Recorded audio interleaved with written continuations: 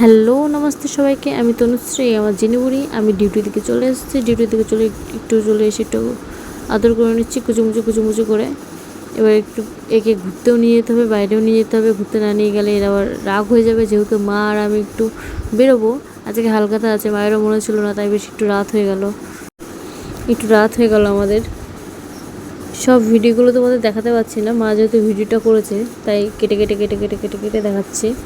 আমাদের রাস্তাঘাটগুলো খুব খারাপ, প্রায় 10 মিনিটের পরে আমাদের পাকা রাস্তা, একটু ভালো রাস্তা দেখা যাবে। এই যে অনেকটা অনেকটা অনেকটা করে, যেহেতু তোমার ভিডিওটা করতে পারিনি তাই জন্য তোমাদের পুরো রাস্তাটা দেখানো হয়নি।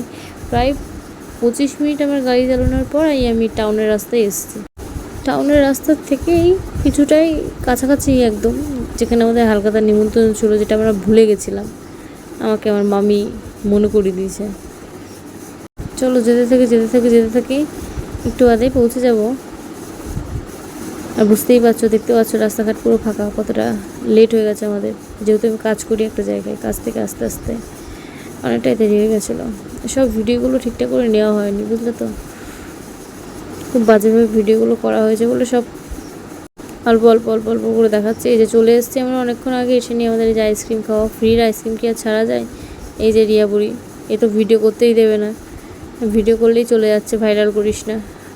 আর এই যে আমি আইসক্রিম পেয়ে কি খাওয়া, বাবারে বাবা, কে ছাড়ে।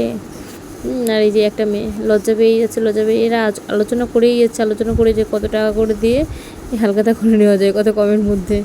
আর এই যে মেয়ে বিয়ের বাড়ি থেকে তাকাচ্ছে, যদি আর একটা আইসক্রিম পাওয়া যেত বিয়ের বাড়িতে গিয়ে। এই যে আমি বাড়িতে চলে এসেছি, বাড়িতে চলে এসে প্রচুর টায়ার্ড, সব ভিডিওগুলো নেওয়া হয়নি, খুব বাজেভাবে ভিডিওগুলো নেওয়া হয়েছে।